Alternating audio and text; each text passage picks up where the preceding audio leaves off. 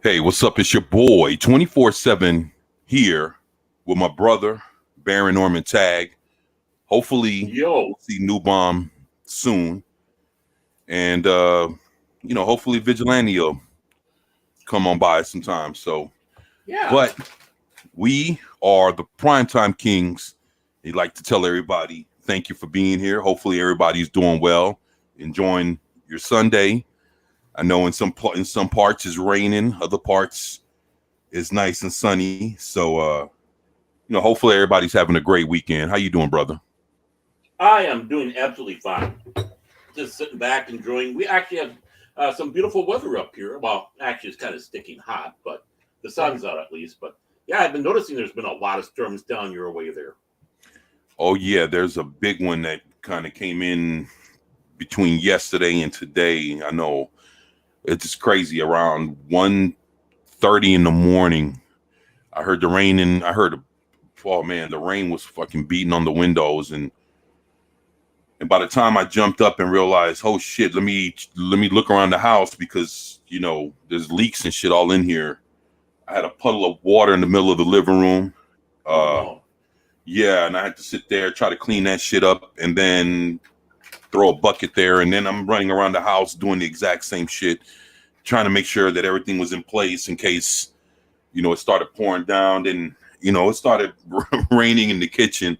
And I'm like, man, fuck. So I'm in the kitchen trying to figure out that shit.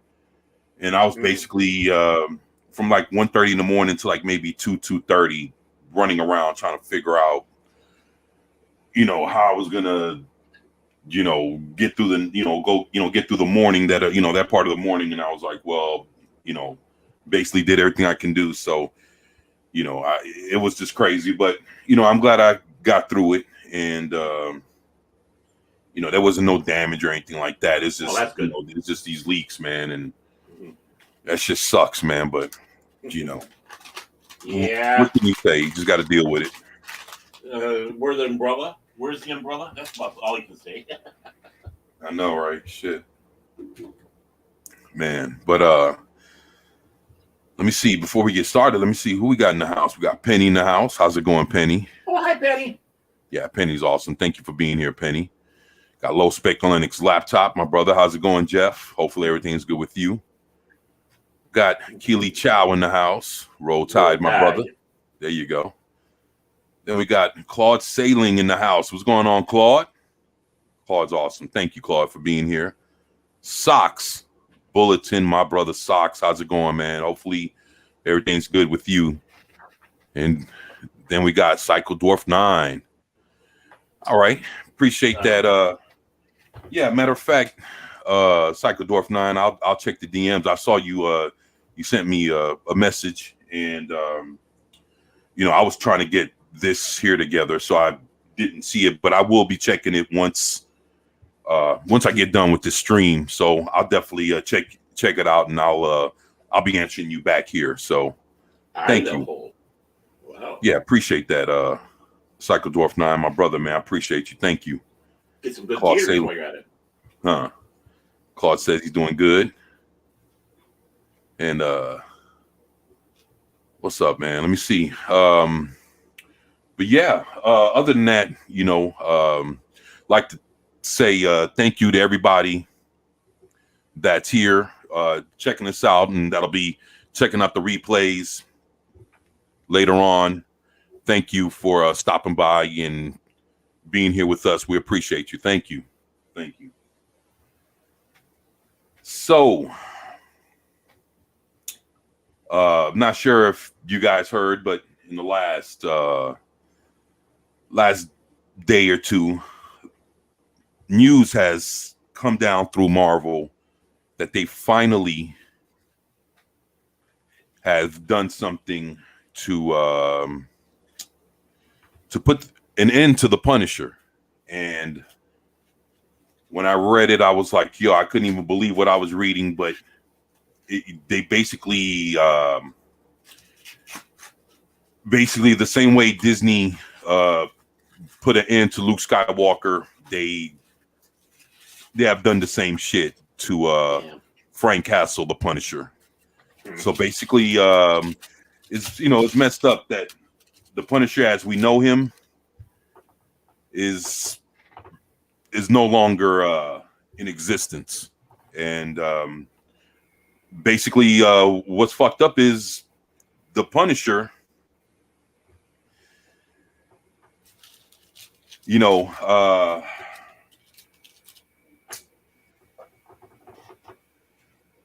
they yeah, I don't know, man. I don't know what to say or how to it looks like the Punisher lost to cancel culture is what this whole thing looks like. Mm-hmm.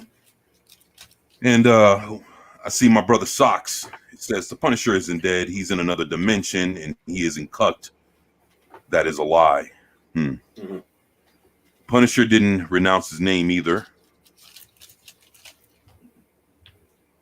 Yeah, I saw that. That's it's very interesting. But I tell you what, we'll see. Oh, here we go. And let me get what's over being here. said here. So, coming from IGN, they dropped an article and basically gave a rundown on what's actually going down with the Punisher.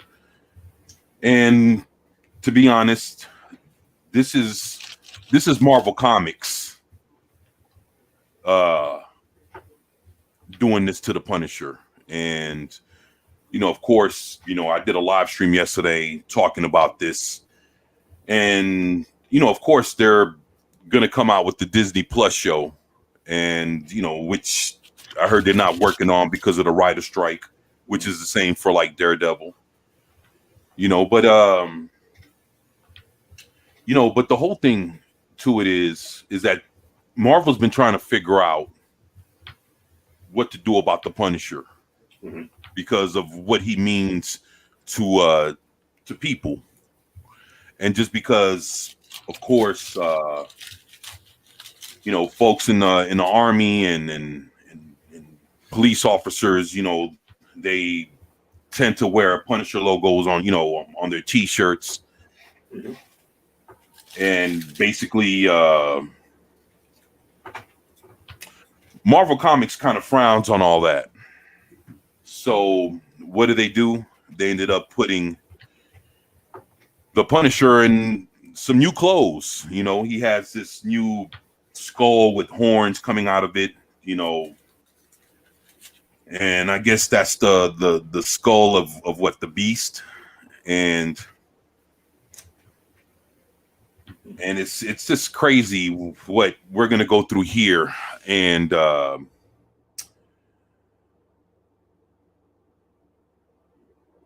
you see, Socks, my brother says Punisher will be back in his R-rated show when he comes back on Disney Plus. And Psychodorf 9 says, gentlemen, we saw Into the Spider-Verse, great animation, great writing, engaging story. I'm buying it when it comes out on DVD or Blu-ray.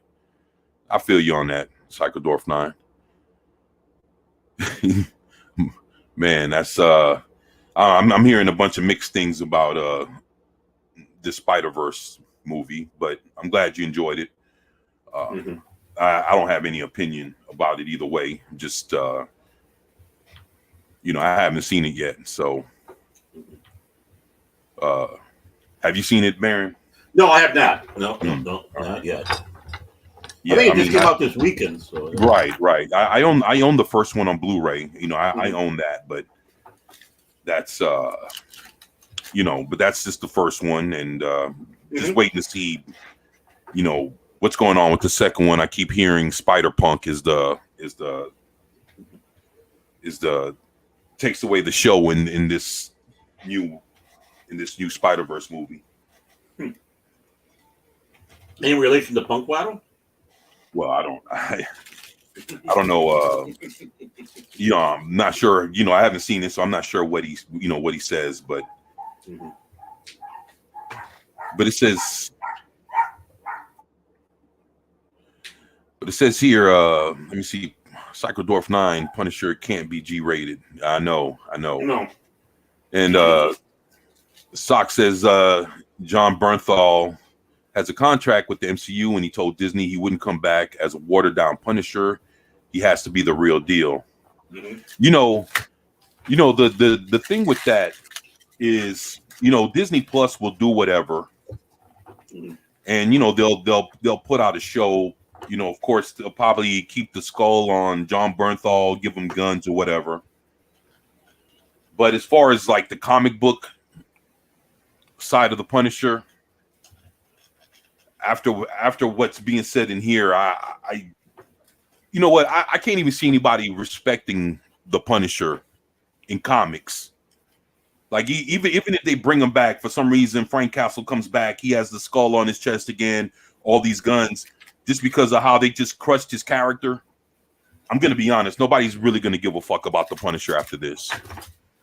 Well, that's what they wanted. So that's. I mean, because even after this, I'm a Punisher fan. I have Warzone #1 here.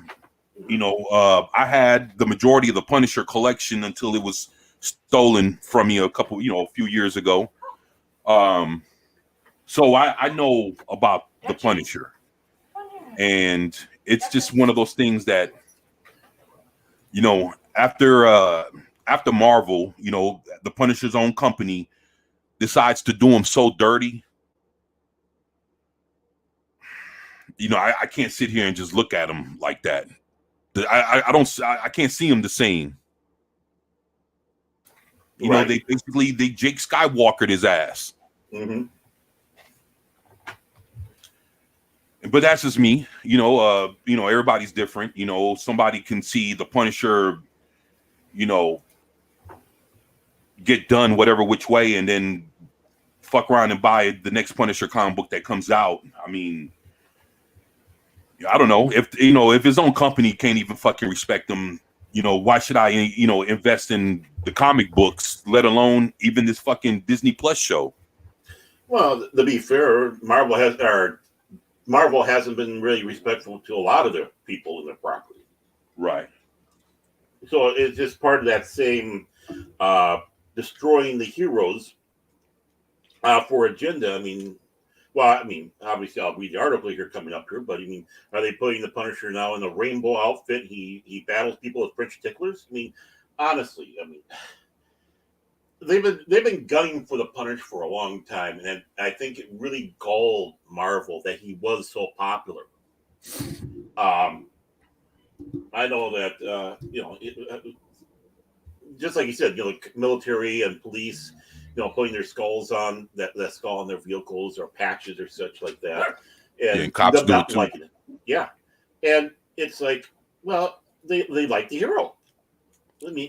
Honestly, but it doesn't fit with what they consider the appropriate way to think. Right. Wrong think. It's not right think. Well, to me, when I see Marvel doing this to the Punisher, it's basically like, it's kind of like it's Marvel's version of defund the police. Yeah. Yeah, that's to me, that's for Marvel to have done what they've done to the Punisher, it's their version of defunding the police. Right. In fact, I think they were starting to really getting gear a couple years ago to try to figure what do we do with this Punisher. Right. And, you've talked about it. How we're changing the logo as it's going along, and various other aspects to try to get away from the Punisher. And it's like, no, it's like, get out of here, leave it alone. Well, let me see. My boy Sock says even Mikey Sutton has told me Punisher will be back as himself when that R-rated show comes on Disney Plus, and I believe in Mikey Sutton. Yeah, I agree with you, Socks. I understand. It's just, I don't know, man. It's just, this thing is so bad. Look what they did with Wonder Woman in the 70s, where they took her out of the outfit and she was going around basically in pantsuits and such. Yeah, I had no secret identities, and sales dropped big time. They had to bring Wonder Woman back to what she was. Yeah, I actually I have some of those comics. It was like for like a year or two, Wonder Woman Yeah. stopped being Wonder Woman. She basically Diana Prince ended up being like a spy. Yeah. So she was basically like on some spy shit. And Mhm. I don't know. That was kind of weird. And again, that lasted for like a year or two until DC started figuring out that Wonder Woman comics weren't selling anymore. So, Mhm. you know, they wrote a story where she stopped being a spy and she came to putting on her costume again. And if I'm not mistaken, I think she kind of renounced her powers or some Yeah. shit to that effect. And Mhm. she started being like an everyday person. And Right. but she was, you know, on the spy shit, you know, getting into a whole bunch of problems, mischief. Mhm. Um, you know, it was like she was like basically like one of the like a female, you know, James Bond kind of deal. Mhm. And if I'm not mistaken, that was like, yeah, like the late 60s, early 70s, something like that. And she had like these bell bottoms and all this shit, and you know, these fucking go-go boots on, and it was Right. some crazy shit. But even for a moment there, you know, they still called the title Wonder Woman, but for a moment there, Wonder Woman wasn't even Wonder Woman for a while. Right. So, you know, but I'm with you, Socks. You know, you my brother. You know, I ain't. You know, I'm Mhm. not trying to say anything. You know, in your you know, I'm not trying to say anything towards what you're saying. You know, I know you know what time it is, Socks. You know, you've always been me and you always been 100, man. So I'm not saying anything, but I appreciate you at least letting us know, you know, what Mikey's telling you, you know. Right. Yeah, because Mikey's awesome, man. I streamed with him once, and he's a very funny guy, man. Great guy. Mhm. Psychodorf 9 says the problem with Spider-Verse is some people's woke detector is set to 15. Yeah. Yeah, I heard you know, some things, but you know, that's I guess you know, you got to kind of take that, you know, with a grain of salt. You know, when you start watching some of these movies, you're gonna see, you know, whether it's Marvel or DC or whatever, you might see something woke thrown in there, Mhm. and you just kind of, you know, you just got to kind of roll your eyes and be like, "Fuck, I hope I don't see nothing else," and just, you know, hope for the best at that point and keep trucking while you're watching some of this shit. And that's how I feel, you know, when I watch some of this newer these newer movies and, you know, cartoon movies or just cartoons in general. Mhm. You know, I might see a thing or two that'll have me be like, "Oh fuck," and then, but you know, I'll keep watching it, and then be like, "Man, I hope I don't see nothing else," and you know, just keep trucking with it. And yeah, I just wish I didn't have to do that to begin with, though. You know, that kind of Right. shit. You know, fuck. Exactly. And Sock says, I do agree. I hated certain things about the Punisher arc. And he says, I'm more pissed off with what Zeb Wells has done to Mary Jane in the Spider-Man comics. You know, I agree with you there, man. Dude, I mean, I don't know what the fuck he's doing with Mary Jane in the Spider-Man comics. And Sock says, I hear you, man. I understand. I appreciate you, Socks, man. Awesome dude, man. Thank you. Appreciate you, brother. Mhm. No, And we got the story. Oh, sorry. go ahead, brother. Oh, I said, well, I've got the story pulled up here. To go on. Yeah. Go Let through me it. see. Psychodorf 9 says, hey, don't take my word. Judge for yourself. Hey, you know what? You know, I'll take your word on it. But I'll definitely go check it out myself. But I always, you know, I always appreciate what you or Socks or anybody else has to, you know, I tell you what, Psychodorf 9, you, Socks, and a bunch of other people, you know, that are, you know, either here or not here, and, you know, that we normally see in the chats. You Mhm. know, when you guys say things to me, or you guys have some kind of recommendations, or you say, hey, check this out, or you guys have a certain perspective on some things, I'm gonna be real, man. Mhm. I appreciate your perspective. You know, Psychodorf 9, you know, yours, Socks, you know, Jeff, you know, if Keely Child has something to say, or Pat S, or just anybody in general, that comes in and has an opinion, I would definitely, or not even an opinion, have, something to say about it, whether it's an opinion or not. I would always take that into consideration. Why? Because, y'all are my boys. Like, I'm not going to sit there and listen to anybody else. I'm gonna hear what you guys have to say first. Yeah. And I'm going to consider, your point of views. And I'm going to always factor that in to what I'm looking at. And, but I'll always take into consideration what you or Socks or anybody else has to say, man. Because, what you guys have to say is important to me. Mhm. So I, just being real with it, man. So I appreciate y'all, putting in your 2 cents, because over here that shit matters, man. It matters to me, man. So thank y'all. I take people's what they say here, amongst our group here, our little Right. community, a lot more than like the Rotten Tomatoes or any other people out there, because they've shown how duplicitous and the money talks. So we're going to go a certain way, and of Right. course we know that not everyone's taste is going to be exactly the same. One person's going to hate it, one person's going to love it, but you respect both their opinions, and they both have that love. So obviously, one person saw one thing, the other person saw another. That's what's Right. important.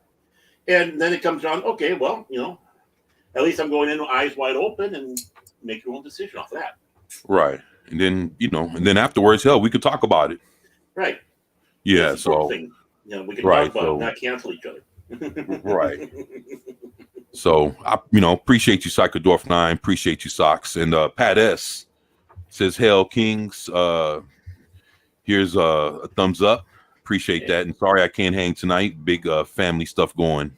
Okay, hey man, but thank you for dropping by, brother. And I appreciate that." And Socks says, "Thank you for that, man." Thank you, Socks. Like I say, man, Socks have been good to me, man, since day one, man. And that brother's, man, shit, got a heart of gold, man. Appreciate you, Socks.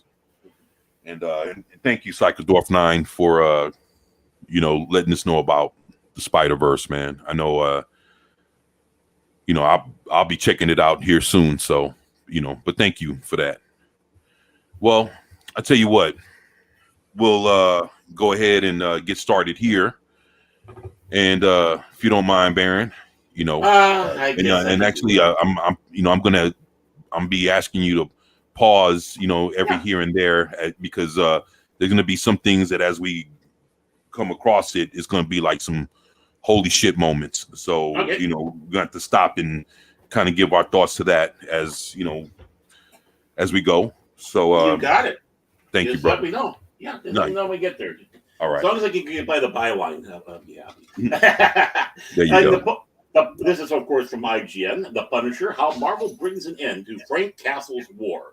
What happens to Frank Castle when the shooting finally stops? And this is byline by Jesse Sheeding. And it looks like it was done on the 1st of this month.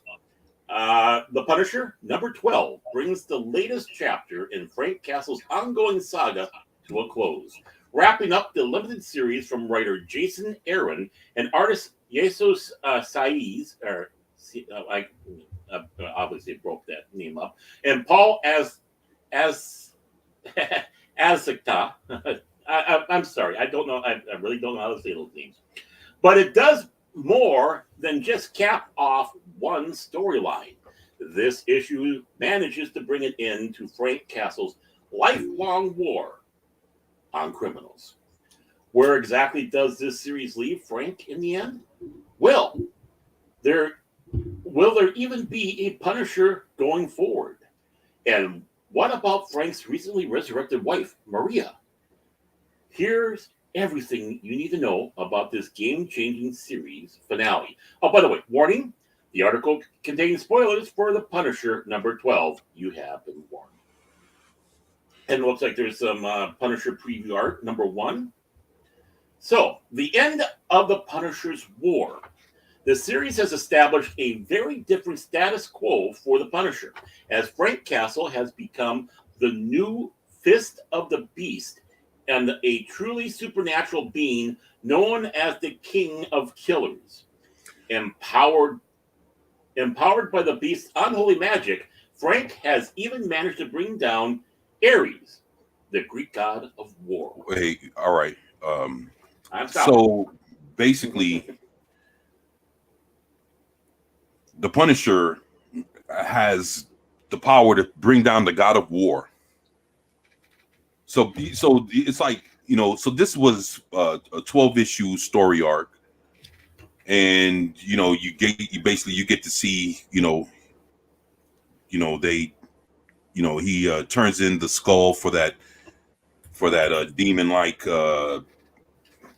skull with the horns on it, and then he gives up the guns. Now he's toting around swords, and he has powers now, and even had the power to resurrect his own wife that died so many years ago, in Central Park during that picnic. So just just to let everybody know this is how they're starting this off. So go ahead, my brother. You got it. So finishing up at the climax of the series, no power on Earth seems capable of stopping Frank in his all-out war on crime. In the end, the only thing that can stop Frank Castle is Frank himself. He gains the ability to sense sins in the hearts of men, using it to massacre a domestic terrorist cell before they can launch their attack. But Frank stops himself from killing the boy whose heart has been corrupted by the terrorists. I would say all terrorist hearts have been corrupted, but that's beside the point. Even for the Punisher, some acts of murder are a step too far. Okay, that's okay. Acts of murder? He stopped a terrorist cell. I would not call that murder. I would call that stopping murderers. But what it sounds like to me is like he can tell the sins that are in the heart of men. So basically, it's like the Minority Report. Mm-hmm. Well, he thinks he's a shadow. No, I mean you watch that movie Minority. Yeah. Like basically, you knew that somebody was going to do bad before they do it. Yeah, I think it was based off Duplicate Tech's short story. Right, and so basically, it's like he knows, the evil, that men can do, and I guess he does what he does once he sees the sins in people's hearts. So that's interesting. All right. Yeah, you can keep going, brother. Okay. With this act of mercy, Frank's uncontrollable bloodlust is finally quenched. He returns home to the Hands Fortress, ready to finally lay down his weapons and retire with his wife, Maria. Unfortunately, the Avengers aren't willing to let Frank slip away without paying for his crimes against humanity. Frank battles his way back inside the fortress and confronts Maria, only to be shot with the same enchanted bullets he forged to kill Ares. Isn't that a lovely moment there? Yeah, you can just leave it right there, man. I'm more than happy to. Socks, my brother, what's going on? He says, well, when he had that powers of the beast, he can do all those supernatural things, but he gave up those powers at the very end of the series. We'll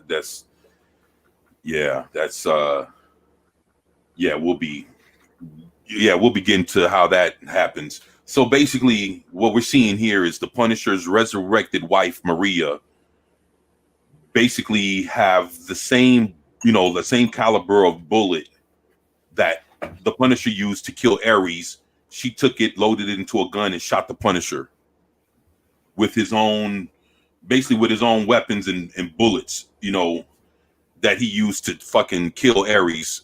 His wife turns on him and shoots him. And then Socks, Socks, that's the whole fucked up part. Hold on, we're gonna get to that. We're gonna get to that comment that you just made in a second. Man, Socks has mentioned something that we'll get to here in a minute.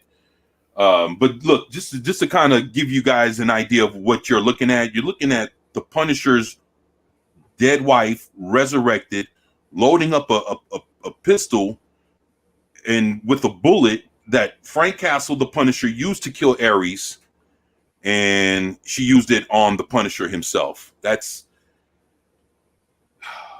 you know, and this is like, you know, this is kind of like the beginning of the downfall of Frank Castle, you know, with, you know, how Marvel has written to make him look fucked up, you know, just to be honest. Yeah. So you keep going, brother. This is fucking, this is, you know. this is, Okay, so there's the art. And, you know, and to be honest, I'm gonna be real. No. You can keep going. I mean, you know, I was gonna say the art, from everything that I've seen from the art, it looks like shit. Yeah. This is not like, I mean, I've seen the Punisher drawn in so many different, you know, by so many different, you know, artists, and not everybody has given, you know, the Punisher the best looks. You know, everybody has their own art style. I mean, that's just what it is. Right. But damn, if you didn't even let Frank Castle go out in style, like he just like the story was shit, and it was drawn by shit artists.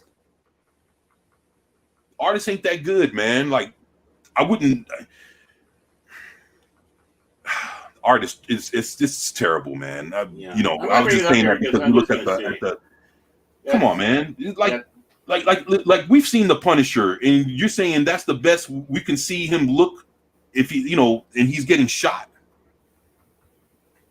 He looks undead. He looks like a vampire. Yeah, he just looks weird. Look at the ear. Even the ear. I mean, yeah, is this him being the beast or the supernatural creature? I don't know. Well, yeah, we can keep rolling, brother. Maria has poured through the Hand's extensive library and witnessed every act of murder Frank has committed in his family's name. Disgusted by his actions, she tells Frank the same thing she tried to tell him the day she and her children were shot dead. She wants a divorce. Oh. Now that goes to. Now it goes to what Socks is saying here. My brother Socks says, what I don't get is that Maria wanted a divorce from him, and yet she had sex with him and got pregnant by Frank before she leaves. You know, that makes no sense. You know, to be honest, it didn't make any sense that if she wanted to have a divorce and that day she was going to tell him, I want a divorce, why would you sit there and go to a family fucking picnic if shit wasn't so good and you was trying to divorce Frank Castle, and you were going to tell him the day that you got killed? Like, basically, you were going to tell him, okay, Frank, I want a divorce after the fucking picnic. So after I eat fucking sandwiches and fucking cold fucking fried chicken and bullshit, I'm gonna sit there and I'm gonna say, you know what? I want a divorce after we just went to a fucking family outing.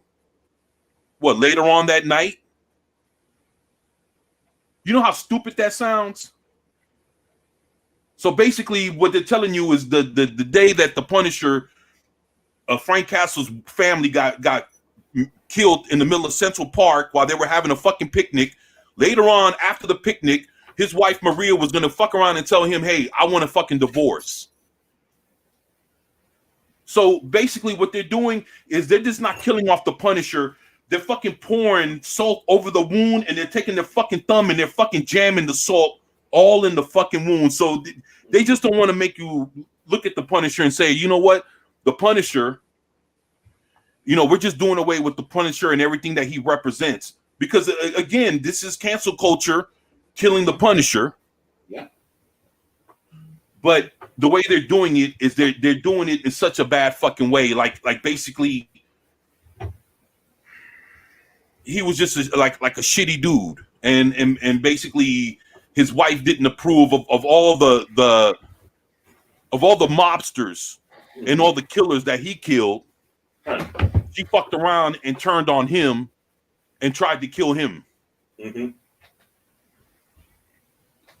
Yeah, he was offing bad guys, not innocent people. Yeah, so basically, a bunch of mafioso fucking gangsters killed my wife.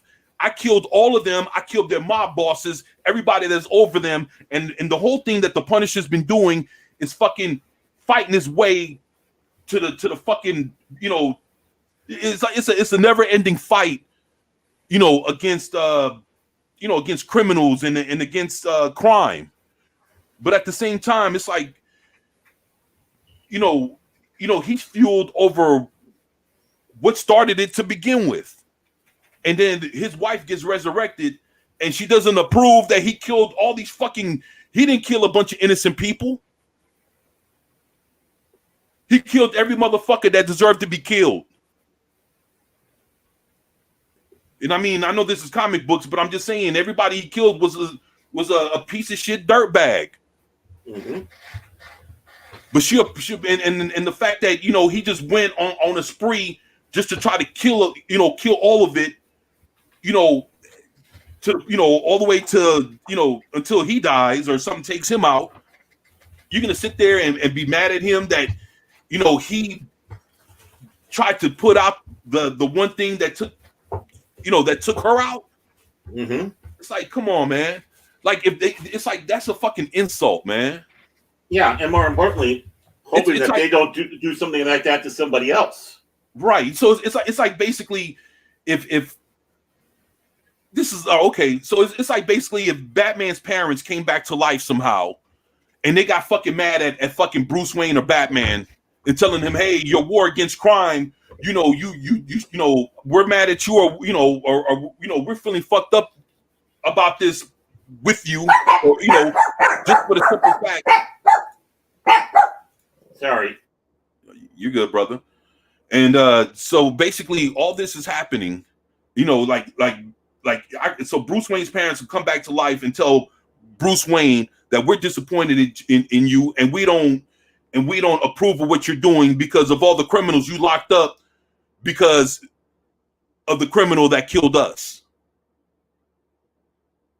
Like basically his war against crime, you know, doesn't mean shit because, you know, because obviously she just would have preferred that after she died, he just sat there and did nothing.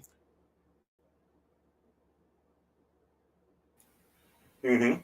That's bullshit, man. I'm just saying, man, that shit doesn't make any sense, but that's Jason Aaron for you. And that lets you know, like, I would never read another Jason Aaron comic book ever again, man. Like, just because, and then it's like, fuck him. You know, that's bad. This is horrible, man.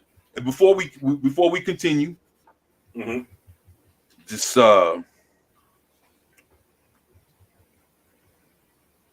Sock says that whole divorce thing just sounds stupid. It makes no sense. Yeah, that's just crazy, man. Well, this whole thing Says, I just don't like that idea. The idea that Maria is now a villain.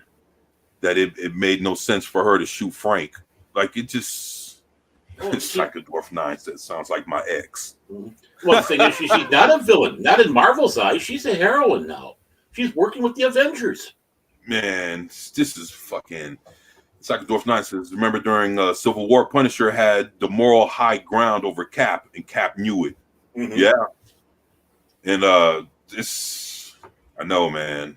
Because those people knew their character. The Punisher, man. I just can't believe they. And then Sock says that's the worst part of the whole story to me is having Maria ask for a divorce after she has sex with him and then shoots him.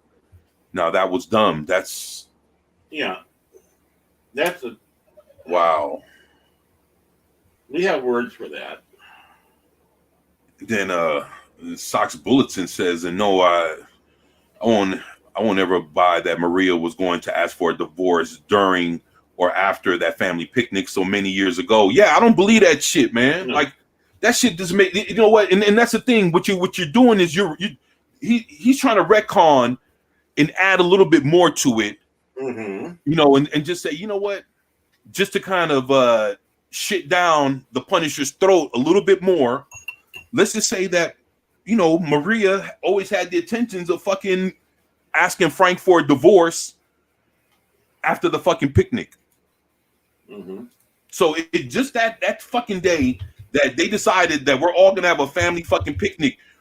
So basically, so what it's saying is Maria was gonna say, you know what, we're gonna do this picnic, and this is gonna be the last time that our kids are gonna see daddy and mommy together. You know, like saying that they lived through it. That this was gonna be our last fucking family function, is a fucking picnic in the middle of Central Park. So that when we get home and the kids get settled or whatever, and they're getting ready to go to bed, you know, I'm gonna turn around and I'm gonna pull Frank to the side and I'm gonna tell him that I want a fucking divorce.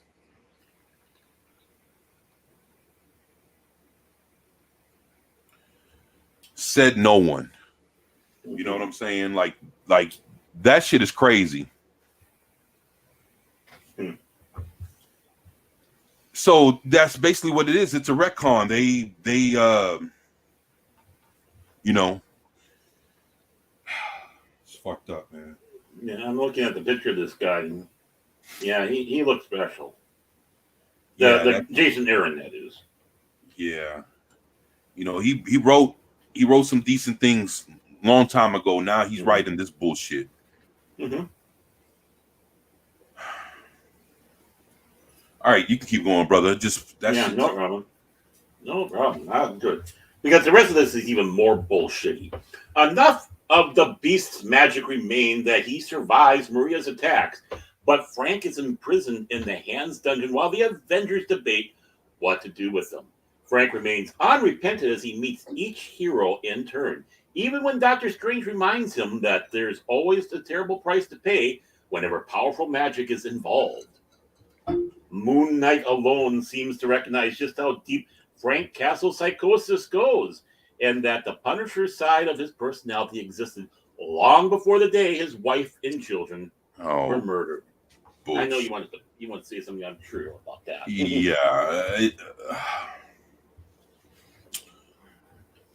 Yeah. You know, the fact that, you know, I could understand like all the heroes going face to face. And that's another thing too. That's another like a chastising moment right there, where you have Captain America looking at Frank Castle in his face. He's looking at the Punisher in his face, and he's like, "I never did approve of you," and blah blah. And everybody has their fucking say of what the fuck they want to tell him. You know, it's like you know, he's sitting there chained up, and everybody's walking past him, and everybody one by one, Captain America, Doctor Strange, Moon Knight, and whatever asshole is on the fucking Avengers is going to sit there and have their word to say to the Punisher one by one, and just be like, "Hey, this is what I've always thought about you, and now you fucking, you know, you went too far, now blah blah blah," you know, and just have their fucking word. You know, fuck that. Thank you. A struggle session. Sitting there, you know, it's like he's, you know, fuck that, man. And it's like, and it says right here that Moon Knight is the only guy that can probably understand his motivations. Like, yo, he can kind of feel, you know, he can kind of understand what. Fuck, Moon Knight out of everybody? Fuck out of here. All right, man. Yeah, this next section right here, it shows the exact extent of how intelligently written this moron did. And yeah, I'm going to say it. This Jason Aaron is moronically writing in storyline here.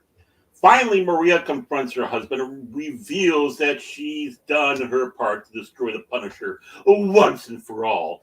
With Black Widow's help, Maria sells off all of Frank's hidden weapon stashes and real estate holdings.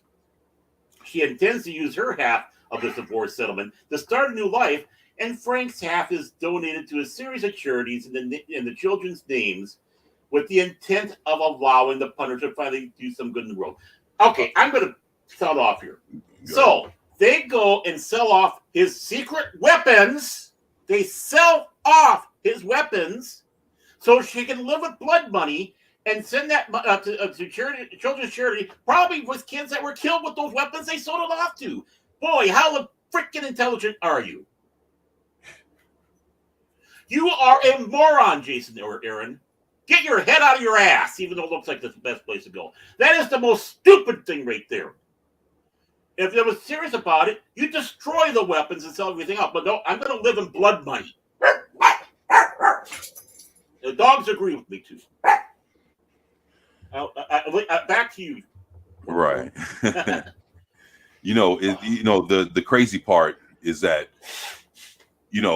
so Black Widow comes in and figures out, yo, Frank owns this and he has that and he has a stash spot over here. So they find all of the Punisher's weapons, his fucking, his hideouts, and fucking sell it all. Yep. And then Maria takes half of the money and gives the other half to fucking charities. Mm-hmm. Do you know how stupid that shit sounds? It's like beyond stupid. It's like, so, and then she's looking at it like, okay, this is my divorce settlement. Uh-huh. It's like basically they're using like what happens in real, like in the real courtroom. They're using like some real, courtroom type shits to fucking to try to just to try to explain this one scenario. It's like, okay, well, we'll sell off all his assets and then I'll take half and then I'll just take his half and fucking donate it to all these fucking charities, and then I'm just gonna take his half and just go live my life. And then but it was just the fact that they used Black Widow to fucking to help her do this. Like, like fuck Black Widow, like fuck out of here, man. It's like this sounds so stupid. Yeah. Sorry. Go for it, brother. And what right does she have to this? She was dead the whole time.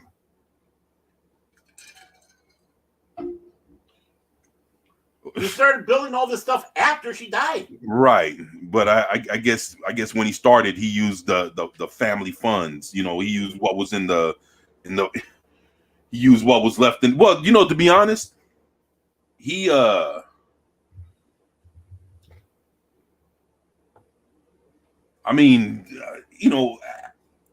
what I understood, he took all the money out the bank, like whatever the fuck they had. And I don't know, but what it was like, people thought he was dead until they knew who he was. Mm-hmm. So I don't know, man. And for her to get mad, why? Because she feels like she's entitled to half of his shit, and she ain't been around to see, like the Punisher fucked around, and of course, he had all his guns and he had all his stash spots and his little secret hideaways or whatever. But how the fuck she feels like she's entitled to half, man? Right. This is oh my goodness. And even then, she sells off the weapons. She sells the weapons. She sells the weapons. So that means someone's going to get their hands on there and go. This Jason. Oh, this guy is a friggin' moron.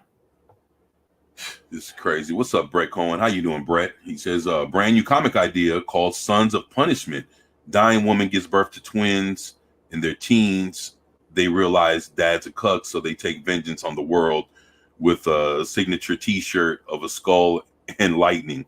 There we go. Like it. Really, honestly, a retarded, lobotomized, syphilitic monkey that's blind and only has one hand could write better than this. No, that's that'd be a funny parody, man. Oh yeah, but I like that idea. But I'm talking about Jason Aaron. I mean, right now, a retarded, lobotomized, syphilitic monkey can do a better job than him. Socks says, Brett, Frank is not a cuck. A cuck allows his woman to have sex with another man. That never happened in his comic. Oh, okay, yeah. I feel you with that. No, we don't want the partition. Hey, sorry. Struggle session. Yep. Old man says, "What's up, old man? How you doing?" Says, "Does anyone think and use common sense with this?" Yeah, I don't even know, man. This is crazy. This is easy. Socks, my brother says, Baron's dog is barking That dog feels Baron's anger over this Jason Aaron story. LOL. Oh, yeah. Yeah, I agree with you there, Socks. Yep, I feel you on that. And this artwork sucks. Yeah, look, I mean, just to think, man, this is not, I've seen better, man. That's all. I've seen a lot better. It just doesn't look that good, man. And Psychodorf 9 says the loony left is allergic to heroes because regular people might get inspired. It's funny you say that. I've been thinking about that quite a bit, man. It's funny that you had to put that into words. That's really been my thoughts for a while. Huh. So you were thinking about putting some tights on and battle. Nah. He's talking about regular people. I know. Getting inspired, man. Yeah. I'm just kidding. Yeah, well, that's you're good, man. They don't like heroes. Well, but something about that is changing too, and we'll talk about that because we're kind of coming to the end of this. We'll talk about that here in a minute because I have an idea about that. The old man, my brother says, Psychodorf 9, you are so right. The old man, that's my man right there. He's awesome. I love the old man. And Lady Miss, how you doing? Hopefully you're having a great evening. Thank you for being here. And got Lady Miss in the house, man. She is awesome. Sox Bulletin says, and how did Black Widow find every stash house that Frank Castle had? I highly doubt that she found every stash house. And actually, that's crazy to say that. Hey, the only way I could see that is if he had that shit on paper, or he had that shit on some, computer somewhere. Like, basically. But then again, it says that the Hand was keeping track of every fucking thing the Punisher ever did. So, if that's the case, then if the Hand has every, recorded every single thing that Frank Castle has done ever since he became the Punisher, that might be a thing to where they knew, exactly what kind of stash houses he had and the, weapons, different shit. I don't know. I don't know if it's something that they found out or if it was something that he himself has on record as to where all his shit is at, all his weapons, all his hideouts, his stash spots, everything. So the fact that the Black Widow, what it says is Black Widow helped Maria sell all that shit off. Dude, so basically you just tried to clip the Punisher in every fucking way possible. Not only did you take the skull off his chest, you resurrected his wife so that she could turn on him and try to kill him, and then tell him that, hey, I always wanted to divorce you. And then you sell off all his fucking property, you sell off all his guns. And then on top of that, you have the Avengers one by one talk shit to him and belittle his ass, so that basically while all this shit is fucking happening on Frank Castle, it paints a picture of all the different ways that, let's fucking put it out there, let's be real, the SJWs wanted to fucking put down the Punisher all the way around. And that's really what it is. And dude, this is cancel culture killing the Punisher. Right. And that's within Marvel, and that's everybody that fucking cried out, how offensive the fucking skull and shit was on his chest, and what it meant to army people, or what it meant to cops and different bullshit like that. So basically, this is every which way you can fucking take the Punisher and fucking mash his fucking face into the dirt and keep mashing it into the dirt. This is like, and if you hear how bad all this shit is mounting up, it's pretty fucked up. Right. There's nothing good about this. Because I have news for you folks. Jason Aaron is equating that to you, the fans. He thinks you're in the same boat. He hates you. Yes, he does.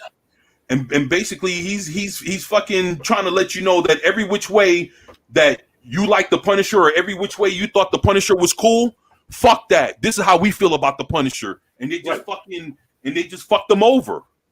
Right. Oh my God, he went up against criminals. We can't have that happen. My goodness, man. I mean, even IGN with this article that they wrote, the guy has his head shoved up his ass so far. It's pathetic. Especially as we continue reading on here. It really gets... Claude Salem, what's up? James Jackson, my man. How you doing, James? Hey. Made it a little late, but yeah, that latest Punisher run sucked. Oh, shit. Mm-hmm. Damn. This should be put into a, you know. Lady Miss saying, what's up to Claude? Psychodorf 9, he says, I don't care. Says, I don't care what your fears are. Forever man has a secret terror, which others will call foolish. If you face that fear, regardless, if you conquer, you will have a measure of my respect. Huh? That's some real shit right there. Psychodorf 9 makes me just, wow. Huh. That's some real shit. I appreciate that. What you think about that, Baron? That sounds great to me. Yes, very good. I mean, a lot. That's the type of mindset you had when people were writing comic books. Right. I agree. And yeah, Sock says I won't ever read Jason Aaron's writing ever again. I'm there with you, brother. And again, you know, he had a good run here and there with you know, a couple of characters. But this bullshit. Oh no, this is fucking uncalled for, man. It's like, you know, I can understand, you know, you want to do away with the Punisher, but this is so piled on. Like it's like piled on dog shit that it's like this. There's nothing good coming out of this. It's like every which way you could respect the Punisher, or you every which way you could have liked them. We're gonna kill it all off in every which way that we can and leave no stone unturned with this shit. So they're pulling out every trick in the bag to fucking say, you know what, fuck the Punisher and what he's meant to people and what he represents to individuals right now. Mm-hmm. And you know, it's a big fuck you to law enforcement and you know, and like military and shit like that. You know, it's decades long of fans. Yeah, I mean, you know, this has a deeper meaning than just them trying to do the Punisher and treat him whatever which way. Mm-hmm. And this is something that's been going on for like the last 5-10 years. This is, you know, this ain't something that's been going on for like 15-20 years. This is some new shit. Right. But then again, with the rise of wokeness, you know, you got people chiming in, not liking what the fuck the Punisher's about, and boom, they look like they compiled all the media shit and everything else that people have been saying within the company and whatever, and now we're getting what Marvel finally thinks of all this shit all in one whop. Right. Mm-hmm.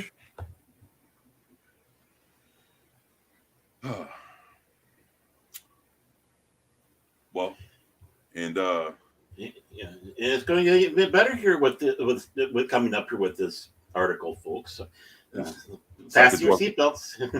Psychodorf 9 says 24/7. If I'm remembering correctly, the code is from Havamal, a collection of Viking wisdom. Yep. There you go, brother.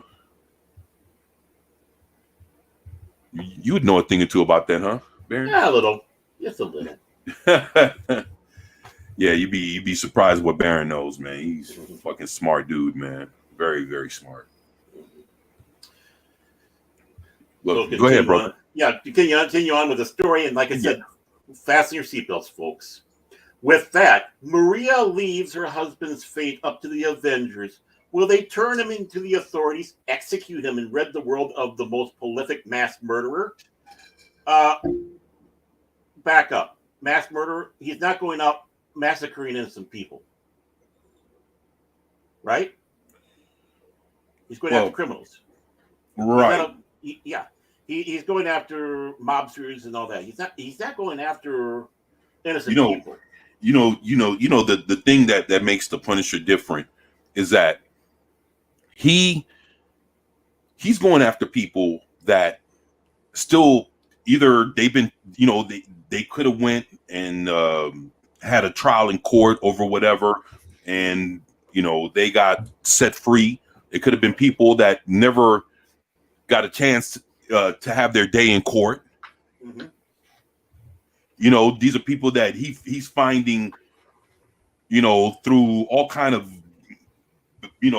backwater channels to, find people, whether he's killing his way to the truth or however which way he's going about doing this.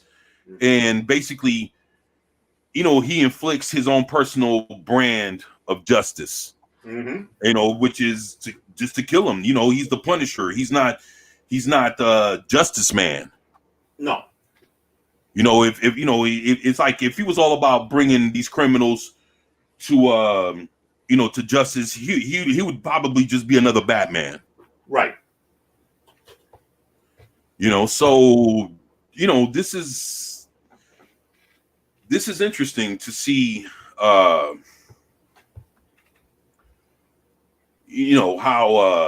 they're doing this. This is crazy. So they're calling this they're calling him a mass murderer. And then they could probably be doing that because of legal through legal just because they everybody or mostly a bunch of these people that he killed never been tried by the legal system, so he became judge, jury, and executioner all in one. Right. But I will guarantee you that this Jason Aaron has sat around naked in a beanbag chair, eating cheese puffs, masturbating to Dexter, and thinking, "This is great. Oh, he's going out there and killing these people. He's killing all these bad guys. But the Punisher, no, we got to do something bad." I bet you he's doing that. I bet you. Wow, this is crazy. So yeah, you can keep on going, brother. I show no respect because there's no respect to be given here. It's never revealed what Cap and his team ultimately decide, because Frank summons the last remaining bit of the Beast's magic and uses it to teleport to another dimension. Frank Castle is now permanently out of reach. The Punisher, thank God for everybody, is finally gone. Unfortunately, for the Marvel Universe, the Hand is already hard at work recruiting his replacement. The Hand's archpriestess pays a visit to a young boy in prison for murdering his parents. And attacking the police officers who arrested him. So now they're associating Frank Castle to a kid that murdered his parents. Okay, the graffiti on his cell wall suggests he may be the prime candidate to become the new Fist of the Beast. There you go. That wonderful artwork again, folks. But despite this grim reveal, despite this stupid reveal, issue number 12 does end on a hopeful note. Yeah, it's done. We learned that Frank did leave one final piece of his legacy behind before departing Earth. Maria's pregnant again. Yay! Though the Hand was never able to properly revive Frank's children, he was able to father a new child during his brief time being reunited by his ungrateful wife. Now, again, more bullshit. Now, do you just hear that? So basically, in the midst of all this, Frank Castle was able to get his resurrected wife pregnant. Mm-hmm. So while she takes half of his money, there'll still be like So basically, there might be a thing where if he had enough, he did it to where he still had power when he did that. Mm-hmm. So this kid can actually be like the resurrection of Frank Castle. Mm-hmm. There's a lot of things that can come from this. Right. But it's one of those things that before they completely kill him off, we just want to let you know that he got his resurrected wife pregnant. So just be expecting for the Punisher to have a kid if he does come back. Mm-hmm. Dude, this is I don't know, man. This is some wild shit, man. It's like, so basically out of everything that happened, Maria runs off and you find out that she's pregnant with Frank's third child. Mm-hmm. And she's pregnant with the crowd, and the machines are rising, and of course she'll be put into a psychiatric ward while Frank Castle from another Frank Castle is sent to protect. If you want to live, follow me.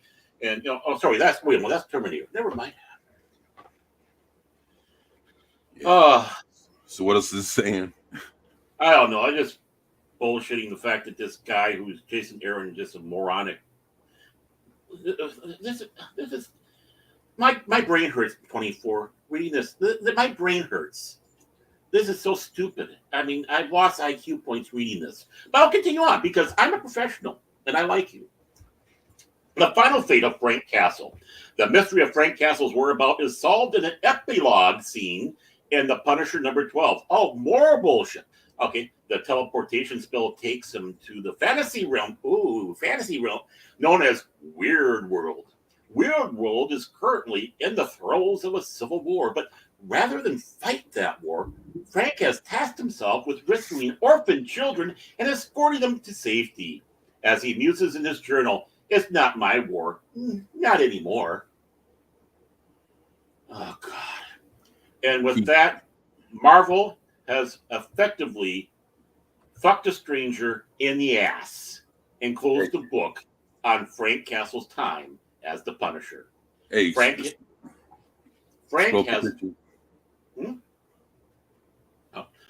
has lost both his resources, that the will that's fueled him on all these years. He's also accepted the fact that he had sacrificed his family long before they were actually killed that fateful day in the park, having failed his own children. Frank is a failure, and he's failing some more in this other realm because he's failure. Call him Failure Frank, folks. Call him Failure Frank. Shitty art style.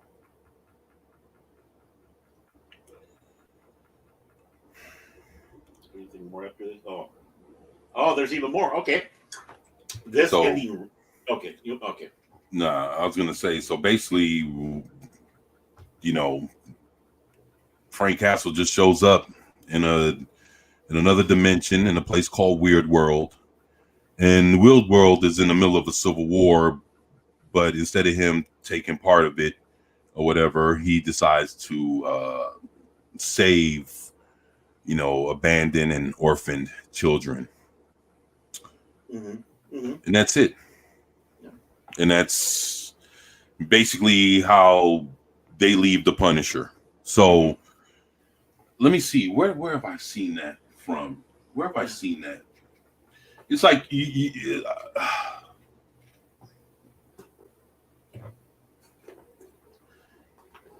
it's like he's off in that reminds me of like Battlestar Galactica when I think Starbuck, at the end, I think he went missing, and they had that one episode where they kind of, it was kind of like letting them know that he was still alive, but he was somewhere, he was fucking somewhere else. Mm-hmm. He crashed on the planet, and they weren't able to get back. And all that shit. Yeah, that's what this shit reminds me of. It's like just that kind of shit. Right. It's like, damn, he's still alive, but he's nowhere, in our plane of reality. He's in another fucking dimension, and the Punisher is just, he's just out there somewhere, and he's just saving kids. He doesn't care to fight no more. He just want to save children. Mm-hmm. It's like, what the fuck are we? What are we talking about, man? So yeah, well, but it's funny because Psychodorf 9 says, gentlemen, this shows us they fear the will to act in whatsoever how small they fear us. Yeah, they do. Yeah, I agree with you there, Psychodorf 9. Yeah, I agree with you there, brother. Now, keep going, man. You got it. This ending raises the question, is Marvel actually finished with the Punisher? Is this truly the end of Frank Castle's story? Well, it's hard to imagine a major publisher letting such a popular IP languish for long. The Punisher situation is complicated by recent controversies surrounding the appropriation of the Punisher logo and the character's connection to the Blue Lives Matter movement. Have Marvel and Disney decided that it's best to retire the punishment either temporarily or permanently? You know, that's to be honest, that's where it all stands. Right, is right there. It's that whole controversy right there is what's this whole thing is about.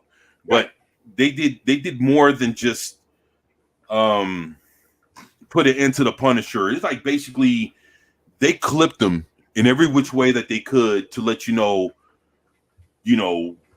we're taking this and and that's the thing. The Punisher is Marvel's holding on to the Punisher like his rights or whatever. It's just an IP at this point. They could sit there and put out the show. Look, now my whole thing with this John Berthal show, I'm wondering, do you think they will try to make him go through this storyline to where, somewhere, if not this season, maybe next season, where the Punisher will start have to put in, he'll put down his guns and starts pulling out like swords, and he'll change the skull on his chest. It's like, they want to start him off as being the Punisher we all know and love. And then as the season passes and, they put out a good show and everybody's fucking crazy about it or whatever. And then for the next season, they'll reintroduce him. He'll have the skull still, but like halfway down, as it keeps going, they'll continue to show him change and he'll get powers and all this other shit. Do you think they'll ever take this storyline and basically transfer it into like basically we'll see it get turned into a part of this new Punisher series?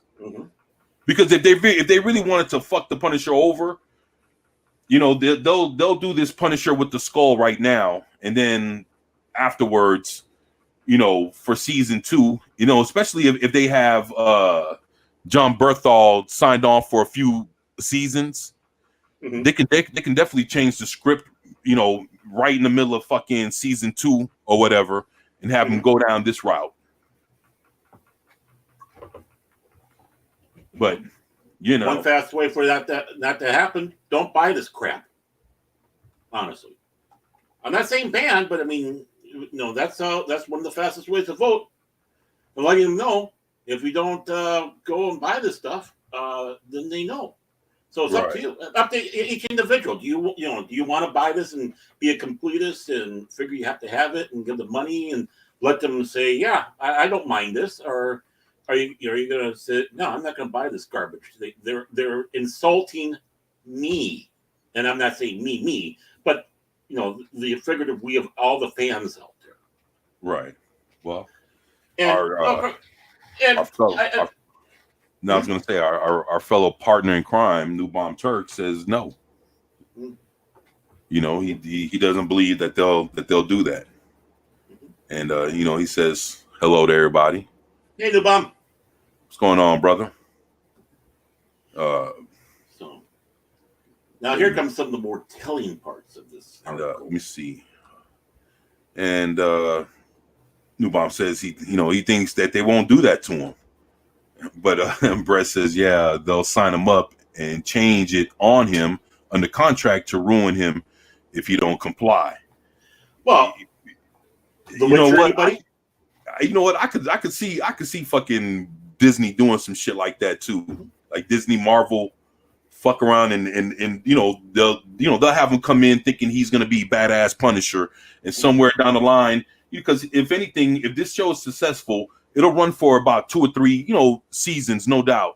But Right. I could see somewhere in the middle of this shit, they'll switch it up on his ass, and then he'll be looking sad as a motherfucker while he's fucking doing these shows because he has the skull with the horns, and I could see, you know what? And the thing is, they're known for doing that kind of shit.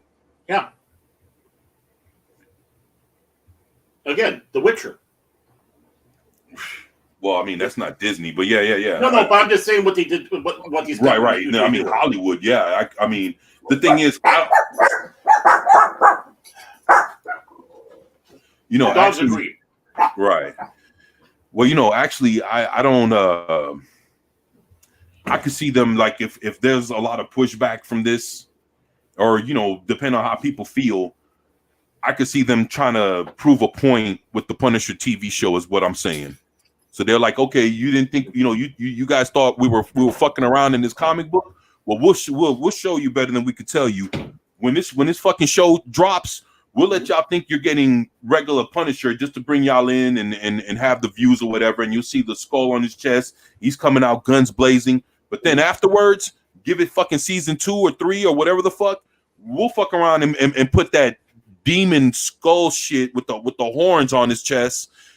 Fuck around and give him some powers, some real ridiculous shit, come off with fucking swords and whatever the fuck else, and basically boom. Right. And guess what? And if you don't like that version of the Punisher, you're a what? Yes, xenophobe. Yup, or you're a bigot or some bullshit. So, right. And again, we're talking about Marvel Disney, Exactly. I mean, what the fuck they tell you about Luke Skywalker? Mm-hmm. What the fuck they tell you about all this other shit that we're seeing fucking going under? Mm-hmm. You don't think? Look, I'm gonna tell you something. If they fucked over Luke Skywalker, Indiana Jones, and all these other characters, they really don't give a fuck about the Punisher. They'll fucking bury the fuck out of him. Right. Because they buried better characters mm-hmm.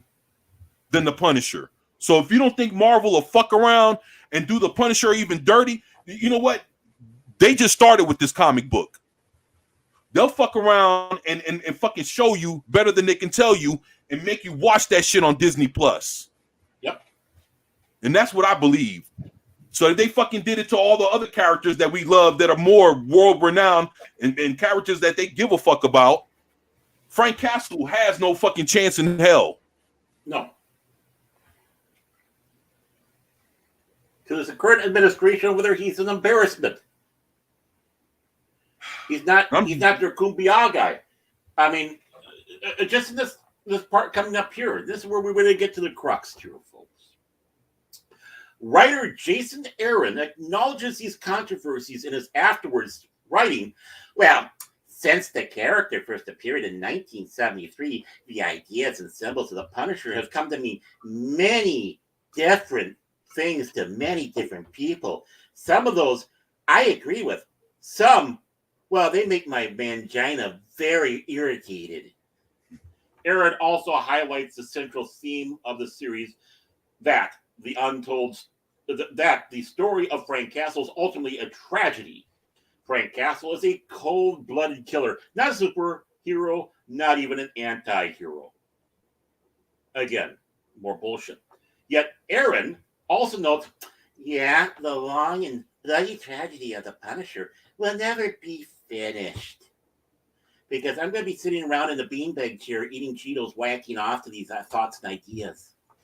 This suggests that Marvel will eventually resume publishing Punisher comics, even if no new stories are on the immediate horizon. Perhaps Frank will rekindle his bloodlust, return to Earth, and visit Jason Aaron at home some late dark evening and resume his war on crime. Perhaps Marvel will find a way to more fundamentally alter the Punisher in response to these real-world controversies. A lot may depend on how exactly John Bernthal's Punisher is handled in the upcoming Daredevil Born Again. But for now, Frank Castle has been effectively emasculated and allowed to retire and figure out if he's capable of living after his war is finished. For more in the world of Marvel Comics, don't even bother. buy some manga. Back to you, 24. Yeah, that's oh shit. New Bomb says the situation with The Witcher was different. They screwed that show from the beginning. Yeah, I agree with you there, man. Yeah, they from the beginning they fucking was trying to railroad that shit from the jump, man. Right. Fucking But assholes. at least Gerald, Henry Cavill. Thank you. At least he tried to do his best and finally gave his little finger and walked off. Yeah, he was trying to set shit straight, and they looked at him like he was problematic because he was trying to keep to the actual lore of The Witcher, and they were like, "Nah, we're gonna write our own version of this shit. What are you talking about? You know, you're becoming a nuisance." Yeah. Yeah, he was embarrassing them because he knew he was showing exactly how much more he knew about this stuff than he did. Right. What's going on, Zax? My brother says, "Hell Kings, Zax. Man. Hell to you, my brother, man. Hopefully you're doing good, man." Good day, Zax. Yeah, man. Wish you was here, New Bomb. Says, this is why I don't get too invested. This is why I don't get invested too much. It makes people crazy. None of it's real. It's a story by a hack writer, nothing more. I feel you, man. Yeah, I understand. You know what? It's all about, you know, what it's trying to represent and what it's trying to say, man. You know, that's and more importantly, like you were saying before, 24, they're taking heroes away. They're taking our mythologies away. They're taking our the things when we're kids growing up, and they're taking that away from this generation and looking it down to where they don't have anything intelligent written. Yeah, they're just stories, but the thing is, stories is what society is built off of. I mean, history itself, you know, is an oral history. It's an oral story. That involves real people. Then, of course, you have, again, your mythologies, your legends. These have fundamental importance to our lives. Aesop's fables, obviously, giving us, wise wisdoms on how to live our life. The actual true fairy tales warning us about how horrible the world can be. These things are important, even when. Stories are important, especially when you're giving them. How many people are kids that are reading this stuff? And now you're filling their heads up with a bunch of bullshit so they can go around like NPC drones. Yeah, I agree with you there, brother. Right. New Bomb said the key with The Witcher is Cavill walked away. He wasn't fired. He got out on his own. I knew that. Yeah, that's. I'm glad that he was able to walk away on his own terms, man. He's flipping them off on the way out. Right. Well, you know, man, this is Disney, man. Right. You know, of course, this is Marvel, but this is Disney. And if you looked at Disney's track record with heroes and man, look, you know, that's the thing. Like, you know, they're trying to emasculate everybody and you know, all the men they have, you know, in their roster. Dude, the thing is, Disney, fuck, man. Like, you know, like, let's say even if you're looking at like their own movies, you know, they'll make the men in their own or the kids, the boys, you know, whoever the hero is or whatever.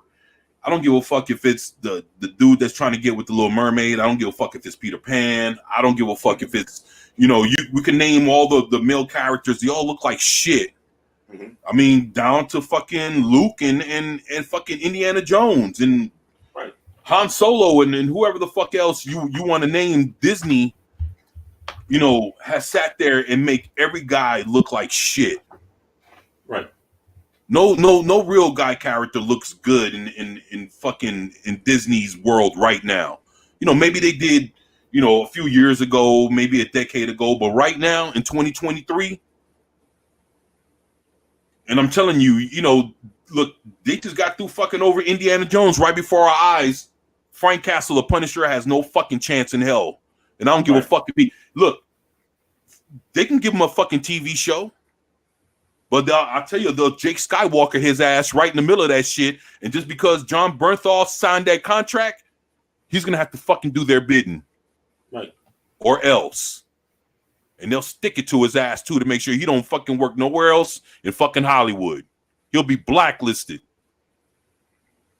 So if they want to fucking make an example of the Punisher, they'll fucking use him, especially now that he has his talk show and he does all this shit and he wants to be this this big, macho dude and, with all this real shit. They'll teach him how real it is. Mm-hmm. They'll make him think that he signed up for one thing and fucking showing him something else. And never done and that. I tell you, once these woke ass writers get off of their fucking writer strike and take their ass back into fucking Disney, trust me, they're gonna be hungry to fucking write Frank Castle's demise. Mm-hmm. And fucking Disney will fucking let those fucking Marvel writers, they'll give them the fucking green light with that shit all day long. Mm-hmm. Look what they fucking did to Daredevil already. And that was one She-Hulk fucking TV show. Yeah. So you look at that shit, you can just imagine what the fuck they're gonna do with the Punisher. Well, on the side note too, them thinking that they're making She-Hulk look good, they made her look horrible. Yeah, man. I mean, that's how stupid they are. But the thing is, it's funny because they'll kill Doctor Strange right before his movie. They killed off Doctor Strange in the comic books right before. You see, the reason why this comic book is coming out the way it is because just think, if I'm not mistaken, the Punisher was supposed to have been filming by now. Mm-hmm. The TV show. Right. So the same way they're not filming Daredevil, they're not filming the Punisher. There's a bunch of shows that are not filming because of this writer strike shit. But basically, right while they fucked over Frank Castle in the comic books, they'll be gearing up to put, for his show to be released. Mm-hmm. But just to let you know how fucked up it is, how much did they respect Doctor Strange when the Multiverse of Madness came out? And in the comic books, they were killing his ass. Right. And again, they did that with Captain America in Civil War. Right when they killed Captain America in Civil War, they came out with a Captain America movie. Mm-hmm. And I mean, it's just, and again, you got Kamala Khan, Miss Marvel, from her Disney Plus TV show. People don't give a fuck about the character, but guess what? She's about to come out in a movie here at the end of the year. But you know what they just did? Within the last month, they just killed the character. Mm-hmm.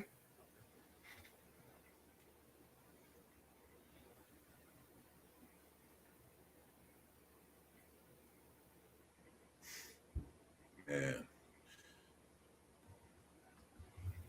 Wonderful, huh? Man, so that's yeah, man. That's just what it's whatever, man. I'm just, the thing is, man, I'm gonna be honest, man. I love the Punisher. Mm-hmm. And just to see that this is how they do him at the end, it's a little disappointing. Right. I mean, yeah, it's just, to be honest, just because I've seen Luke Skywalker get done like that, and Indiana Jones and Han Solo and everybody the fuck else that Disney has gotten control of, just to see all this shit happen to all these characters that they own, it doesn't surprise me, but still, something still tugs at me to see that I'm sitting here and I'm witnessing their fucking demise. So. Yeah. Just because I've seen it a few times before, it doesn't make it any easier when they continue to do it to whoever the fuck they feel like. Yeah, I know these are characters or whatever, but man, we grew up on these characters, and not to say, I'm not saying that Punisher is a role model, no shit like that, but he stood for something. Right. Even though he's a guy that'll kill you, any which fucking way and wouldn't give a fuck, because you probably did something fucked up. He's not about killing innocent people. But fuck, man, it's just I don't know, man. Again, it just isn't.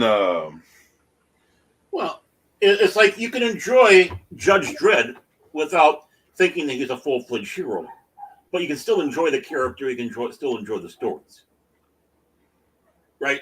And to turn around and change Judge Dredd from what he is will be horrible because that is not what Judge Dredd is about. The same thing with the Punisher. This is not what it's about. But these people, I'm starting to sound like Cash Money.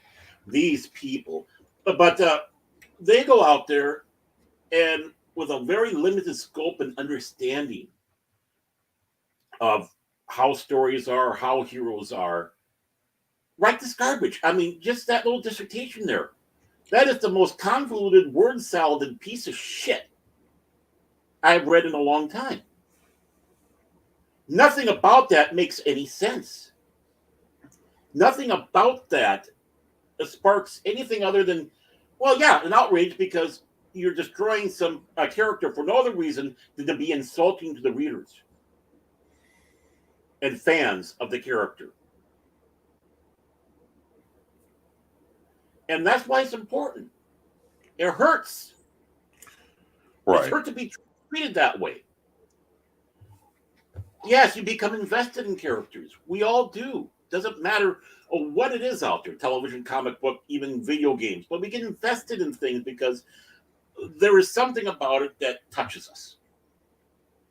But then have some piece of shit like Jason Aaron coming by because his mangina is irritated and basically do the grapefruit scene from, what was it, Public Enemy or whatever that was? Here, there. Into our faces. Yeah, you get pissed off. You get hurt. And you are insulted. Because it is a personal attack. And that Jason Aaron basically made it known that. I'm attacking you guys because I don't believe in most of this.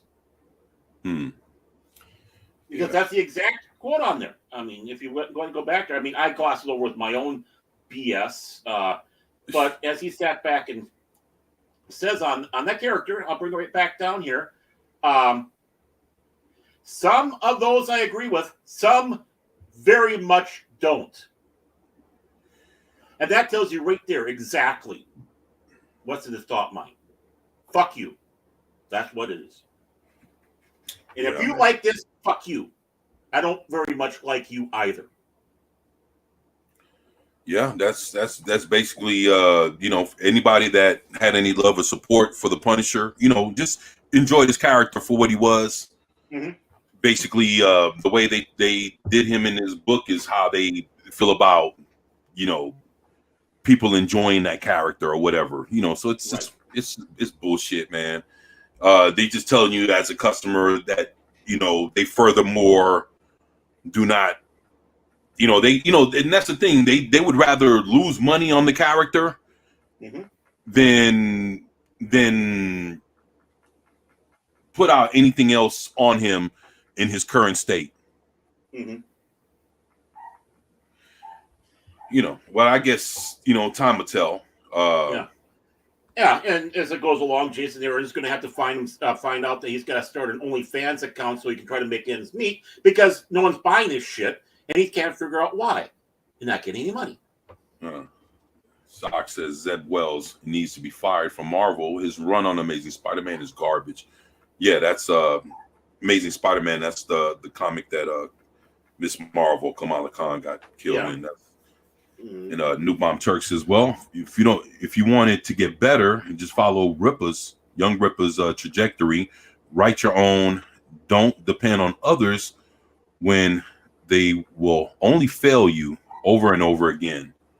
Yeah, man, that's some, actually, you're right about that, brother. You definitely right about that. I know me, I'm writing my own right now. It's funny.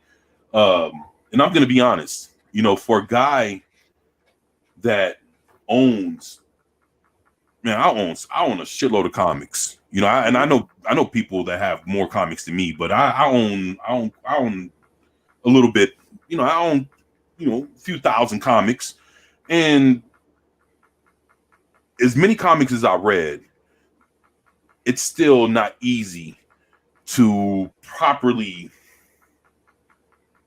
write a comic. You know, to easily like you could have read thousands of comics in your lifetime, but then when it comes down for you to sit there and just write one, that's a whole nother story, man. Oh, yeah. And you know, and I got my idea intact, and I got a hell of a fucking idea, but it's like, you know, it's not easy translating that idea over into comic book form. You know, because the thing is, it's like while you're writing it, you gotta, you know, people gotta envision what you're telling them. You know, and of course, you know, that's where the art comes in at. But it's like just to try to set it up to where, you know, it's fluid and it's just as good as what you've read, you know, out of other people that have made comic books. You know, anybody that has the intention of trying to put out a good comic, man, you know, Right. they always want to you know, put their best in, you know, make it the best thing that they can do.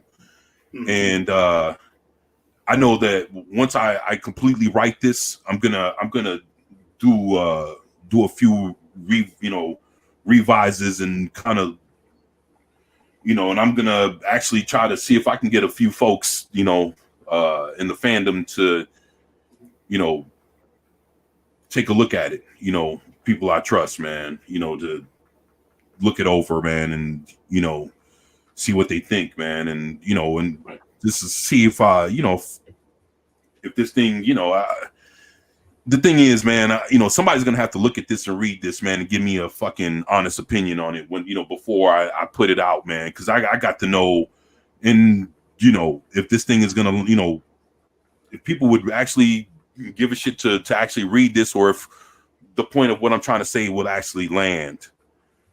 But, you know, the thing is, you know, creating is it's a more of a difficult thing to do, but, you know, I'm thankful that I got the vision to do it, you know, but it's not easy. It's not easy.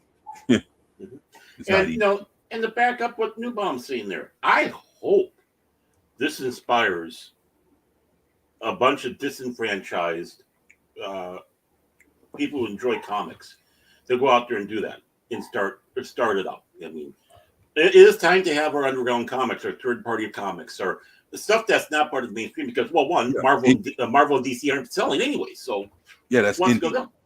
Yeah, the indie comics. Yes. Yeah, indie, yeah. I don't know, I'm throwing up some of the old stuff that when we were growing up, it's like, well, those are underground comics. But indie comics, yeah. And that's just it. I mean, Dark Horse was an indie comic, and look what a powerhouse they became, especially when they got Star Wars. Right.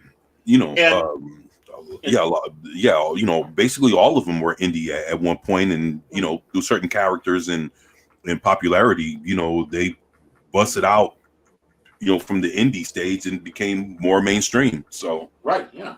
I mean, like The Mask came from Dark Horse, and a few of the others that we have today. Yep. I mean, it's not impossible. It can be done, and we just have to find a way to give these people support, because they're going to be bad. I mean, take a look what happened with ICE and all the attacks that was being done there across the board.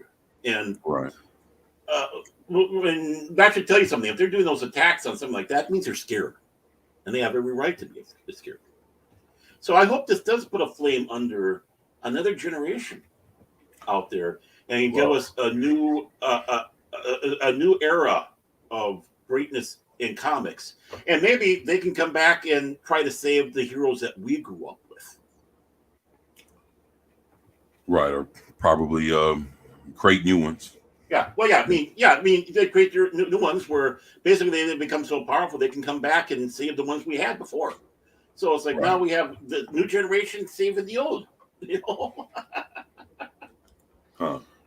I mean, let's face it. You know, how many people out there would love to write a Batman or a Superman? But no, I got to do something else. I got to start something myself here, get going, and get it established. And that character is now mine. But now I have a chance to do a Batman, or now I have a chance to do a Spider-Man. And, you know, obviously, someone who has that much love, they want to try to reclaim what was stolen from us. But the fastest way to do it is by becoming established with something that they come up with. And I'm sure there are many out there, and we should give them all as much support as possible.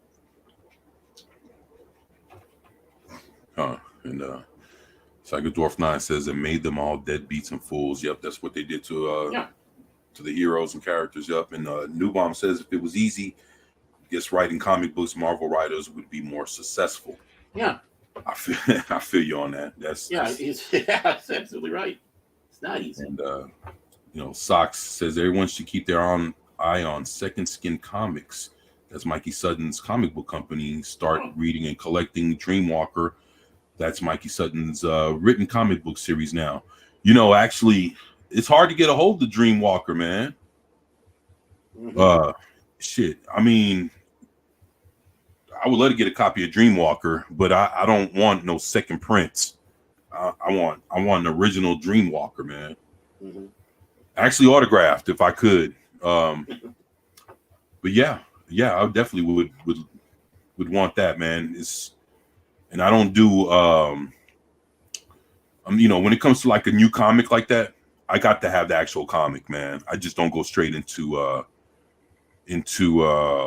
digital, nothing like that. And I do have access to digital comics, but I mean these are like for old comics, these ain't no, if anything's new coming out, and I would love to support it. But I would actually I would like to get issue number 1, man, and that's not easy to find, man. So shit. Tell you what, Socks, if you could let me know where issue number 1 could be purchased at, shit, let us know, man. Zach says, "Amen, Baron." Well, thank you, Zach. Yeah, that's I agree. Yeah.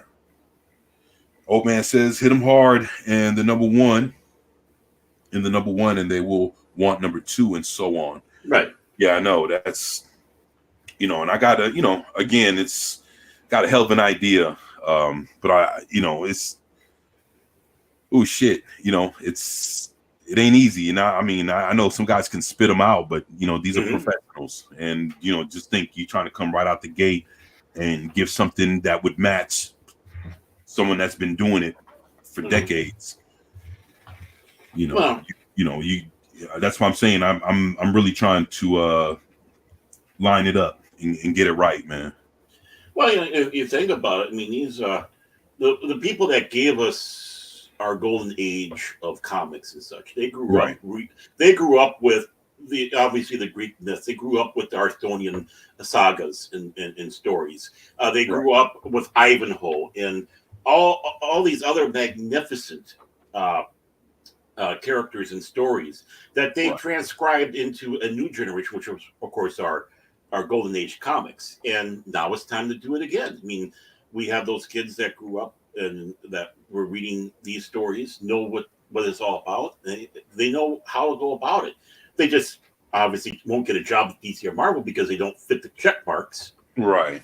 So then go to the indies and let them have their first issue coming off of an indie, having such a high resale value than what's coming out now, where probably Punisher number 12 will be included in a pack of Charmin. Well, actually, going out, independent, man, that's the way to go, man. That way, it cuts out any kind of middleman, and it's actually you and the customer. And that way you wouldn't have to worry about a distributor. It's always best that you handle everything on your own, the same way you see Eric July or Ethan Van Sciver, and a lot of other people that are part of Comics Gate, or just that kind of independent. They handle all their own shit, and that's the way to do it. Right, that's the way to do it, man. And think about it, even a decade ago, the thought of trying to do something like this would have been unthinkable.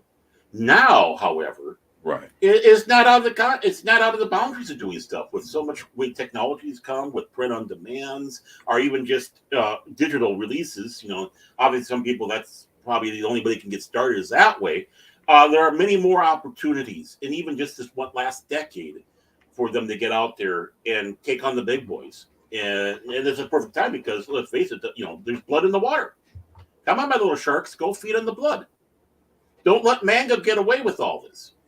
Manga's good, but don't let that take over. We have a proud tradition in comics here in the United States, and it should not fall. Hmm. Yeah. Hey, Socks over here says, my name is mentioned on the back of page issue 1 of Dreamwalker. Oh, that's awesome, man. You in there, huh? That's boy. Good guy or bad guy? I couldn't resist. Nah, you're good, man. Nah, it's but yeah, actually, right now, there's, right now, look, you hear a lot of people say, the current state of comic books is comic books are suffering right now. Mm-hmm. And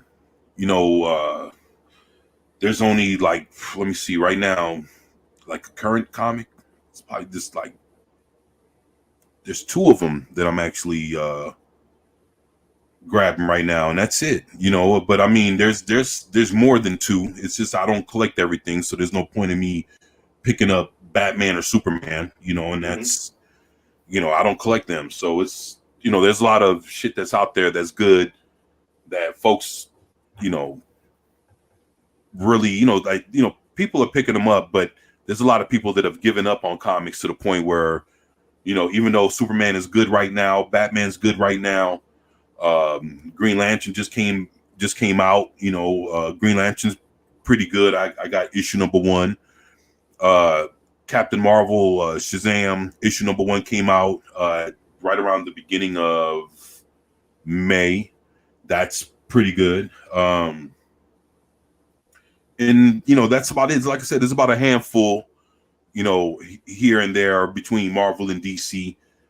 And that's what I talk about. I don't talk all, and if something's really absurd, then I'll talk about that and make fun of it or whatever the fuck. That's just what the fuck I do.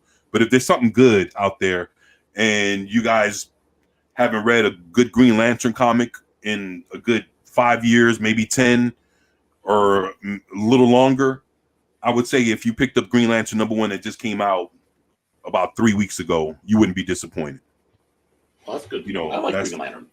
Yeah, that's the kind of shit that I'm talking about, man. But if something's bad, I'll let you know that too. And and actually pretty soon, I'm gonna start like locking down on some comic book stuff, doing movie reviews on comic book related movies. There's a lot of shit out there. There's a lot of comic book related stuff that nobody's talking about, shit that's been out there for years that, no one's ever heard of. And the only way you're going to know is if somebody says something. And, there's a lot of things to show. And hopefully I can, get reviews going for movies, reviewing comic books, letting you guys know what's good, what's bad, shit to stay away from that's wouldn't be worth your money. There's a lot of different shit here and there, but I'm working on that, and at the same time trying to pick up my my computer skills. There's a lot of shit that I need to learn on just doing your thing on YouTube along with editing and stuff like that. Yeah, I'm just trying to get better. So me too. Me too. But we all know that he's going to give favorable reviews of David Hasselhoff as Nick Fury and that 1990s film, of course. But in all seriousness, though, even though it's not a comic book based off a comic book, it's kind of a comic book movie. What's your view on Darkman? Right. With Liam Neeson, because really, you would if you showed someone Darkman, they think, well, what comic is that based off of? It's like, no, it was done in the style of a comic book movie, but there was no comic book.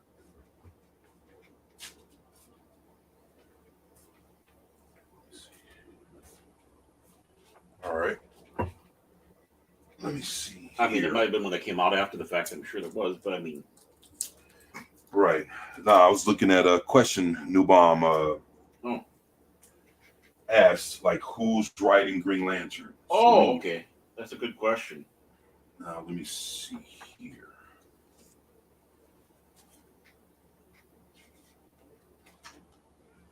All right, here we go. Writer is Jeremy Adams. Sounds familiar. Art is by an artist called Zermanico. Interesting. Yeah.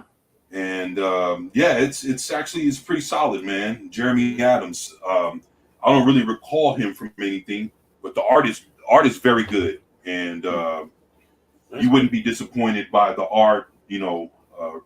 The covers are very nice, and again, the storyline it's solid. It's a good Green Lantern comic book that I haven't. I would say the last time I've read a Green Lantern comic that was just as good as this was probably easily a good 10, 12 years ago. Is Guy Gardner in it? Yeah, actually he is. He is. Oh, I was just being half. But yeah, I remember Guy Gardner came on the scene. Yeah, he's Green in Lantern. it. John Stewart's in it. Oh, John Stewart, good. Yeah, so Green Lanterns. Yeah, they're The Green Lantern Corps. Yeah, but it's Green Lantern #1, so it's very good. It's also featuring like a little backstory called John Stewart Homecoming Part 1. Huh. So it's the first time John Stewart goes home to see his mama in years. Wow. And because he's been a Green Lantern, out in space or whatever, and, so he finally comes home and it's like, hey son, I miss you too, mom, that kind of shit. It's pretty cool. And she's telling him like, hey, if you ever need to, run off and basically, go save the day, I'll always be here. He's like, nah, for now, I'm here. I'm home. So it's pretty cool. It's a very good book. It's $4.99, worth every penny that you pay for it. You won't buy it and be like, oh, what the fuck am I reading? Nah, you'll buy it and be like, oh, okay, this is for issue #1. It's pretty nice, and it just brings Hal Jordan back to his original form in comics. Being a pilot, and he's just doing his thing, man, and it's fucking awesome. That's good to hear. I mean, because Green Lantern's one of the greats in DC Comics. He really is. Right. I have the autograph of I have like 4 autographed comics of the guy that created Green Lantern. Ooh. Yeah. Martin Nordell. I remember. Yeah. I remember growing up. The old man, he had one of the paperbacks looked like reprints of a Green Lantern a comic series, but basically the origin kind of Green Lantern. And right. I remember reading that when I was a young kid, and I hope it's packed away safe somewhere still because I'd like to get my hands on that one. But I remember going through there. I think that was my first experience of Green Lantern really, and it's like, oh, this is kind of fascinating. Of course, and I've always kind of wondered why are they always pairing Green Lantern up with Green Arrow? I mean, other than the fact that they're green, they have nothing in common. Right.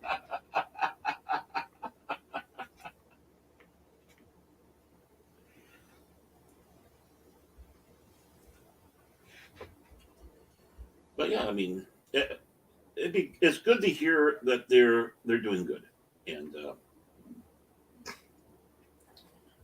and that's what's important. And, right. maybe there is hope here, but I still say even then, let's get indies going here. Let's get them going. I mean, I think the last comic I bought was a few years back, and that was actually 2 comics. And I'm talking about new comics, by the way. Right.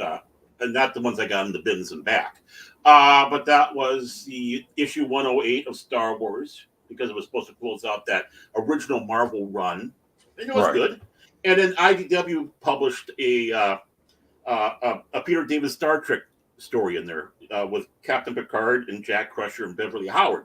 And of course, you just saying Peter David, it's going to be a good story. And it was. Right. In fact, I was just, because I'm unpacking, I was actually looking at it yesterday. Because, oh, yeah, and start, took it out of the bag and started reading. Yeah, actually. Like, this is a good story. Yeah, actually, I do have some Like I bought like a whole, I bought like a lot, LOT of comics, and it was like a whole Star Trek collection. Ooh. And this was like 2 years ago or so, about 2.5 years ago. And I unboxed it back then when I got it, and I did I did it on the live stream, and it came with a lot. It came with a lot of original Marvel and DC Star Trek comics, all in mint condition, and then it also came with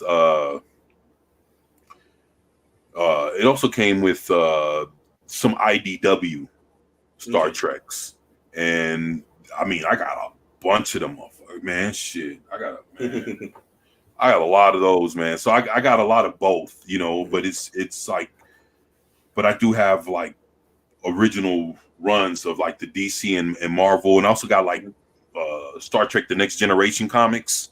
Yeah, I got like the first fucking like 40 issues, along with annuals and all that shit from my DC Comics. Did you get that miniseries? When they first came out with it, they had a 6-issue miniseries. Yeah, I do have that.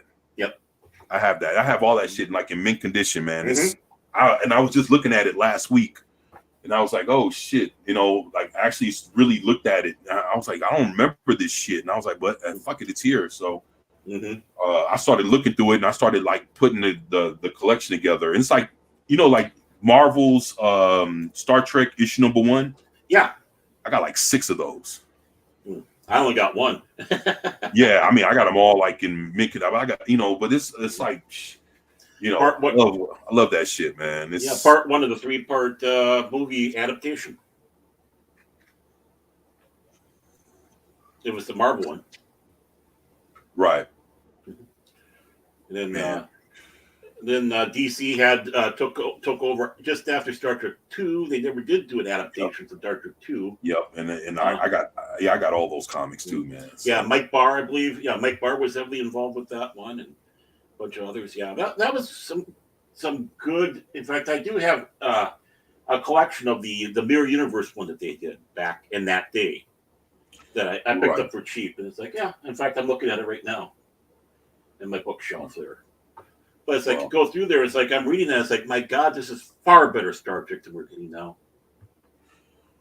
Oh yeah, man, of course, man. A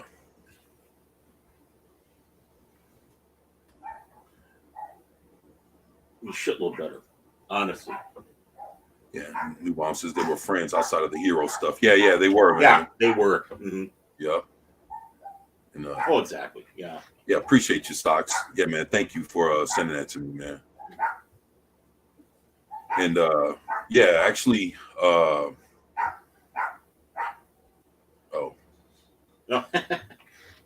yeah. So let me see. I know I'm about to get up and get going here, but about that time.